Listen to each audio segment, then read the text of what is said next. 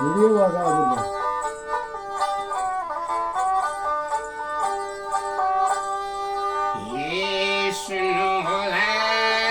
यो मनको रटना बाउले छोरी मारेको घटना सुन्नुहोला यो मनको रटना बाउले छोरी मारेको घटना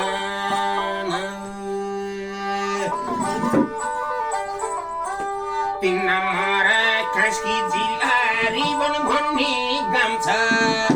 3 नम्बर कास्की जिल्ला रिबन भन्ने गाउँ छ गुरुमाको बत्ती ठुलो निकै राम्रो ठाउँ छ गुरुमाको बस्ती ठुलो निकै राम्रो ठाउँ छ त्यो छोरीको आमा बाबा पहिला स्वर्गे भएको त्यो छोरीको आमा बाबा पहिला स्वर्गे भएको कान्छा बाउले त्यो छोरीलाई दिनु धोका दिएको त्यो छोरीलाई कान्छा बाउले दिनु धोका दियो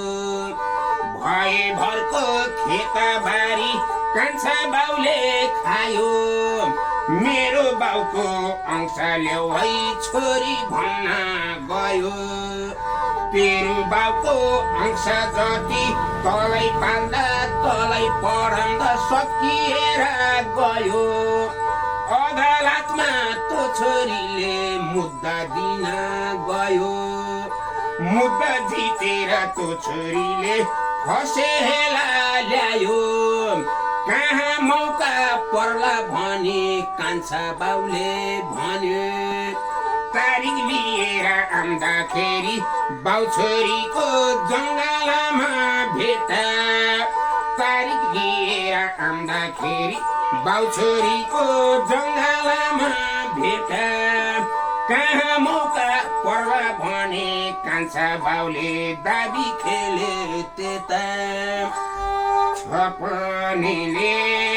उचाल्यो नभन्दै त्यो छोरीको हान्देछ छातीमै पर्खालाको उचाल्यो छपनी कान्छा बाउले हान्दियो छातीमै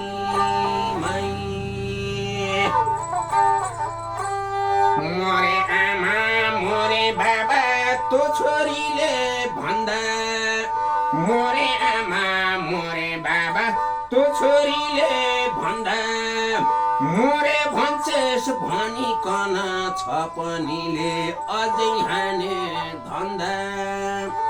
छोरी मारी निउरो घारी सिस्नो घारी पन्सन्दै झारेछ 2 खोलाको दोबन पारी त्यो छोरी गाडेछ 2 खोलाको दोबन पारी त्यो छोरी गाडेछ छोरी मारी कान्छो बाउ चाहिँ घरमा फिर्ता भयो छोरी मारी कान्छो बाउ चाहिँ घरमा फिर्ता भयो घरमा आई कान्छा बाउले कता गइछ छोरी आफै मार्छ आफै सोध्छ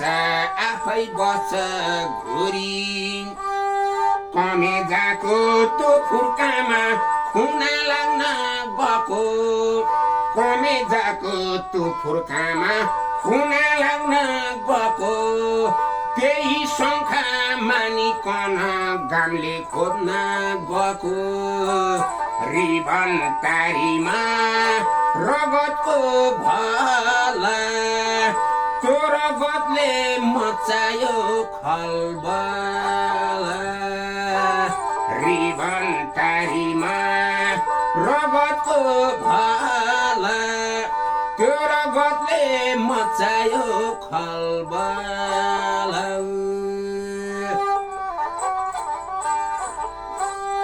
भोलिपल्ट घरको एकजना मानिस जम्मा भए भोलिपल्ट घरको एकजना मानिस जम्मा भए त्यो नानीको लासा खोज्न जङ्गलतिर गए त्यो नानीको लासा खोज्न जङ्गलतिर गए त्यो नानीको लासा हेर्दा जङ्गलभरि खुनै खुना भएको त्यो डोरेखा हेर्दाखेरि रगत जम्मा भएको चौतारीमा रगतको डल्लो छ हेर्न जाँदा मान्छे त छक्कै छ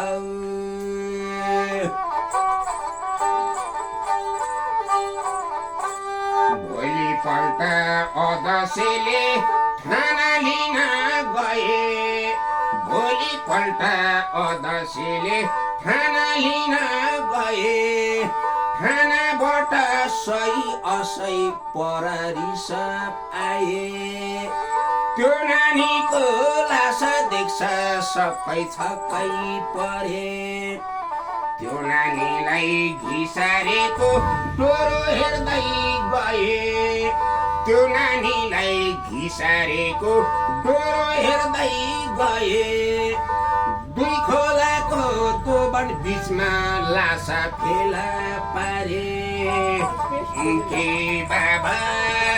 यो धना खाउला पक्रे बाबा बाटो कहाँ जाउला के बाबा यो धना खाउला पक्रे बाबा कुन बाटो कहाँ जाउला त्यो पापीलाई समातेर कार्य घरमा लए त्यो पापीलाई समातेर कार्य घरमा लए असै साबले कुरा हान्दा मैले होइन भन्छ ठानीदारले कुरा हान्दा मैले होइन भन्छ पररीले बुटले हान्दा नाना परिकार बोल्छ वकिल साहबको हुकुम भयो अपराधीलाई हेर दाहिने हातको छाला तर्देऊ भने त्यतिखेर दाहिने हातको छाला तर्दा बल्ल गली गयो आफ्नो बहिन अपराधीले पुरा दिन लायो त्यो छोरीको आमा बाबा पहिला स्वर्गे भएको यसको जग्गा बिनु सबै मैले नै कमायो अदालतमा यो छोरीले मुद्दा दिँदाखेरि त्यही रिसाले दाइको छोरी मारे भन्छ फेरि त्यसलाई लए साङ्लाले कसेर सम्झो छोरी झेलभित्र बसेर बाबा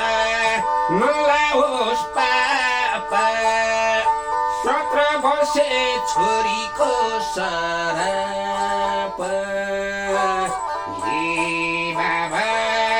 नलाओस् पापा 17 वर्षे छोरीको सराप यो कविता लेख्नको काम छ दिदी बहिनी दाजु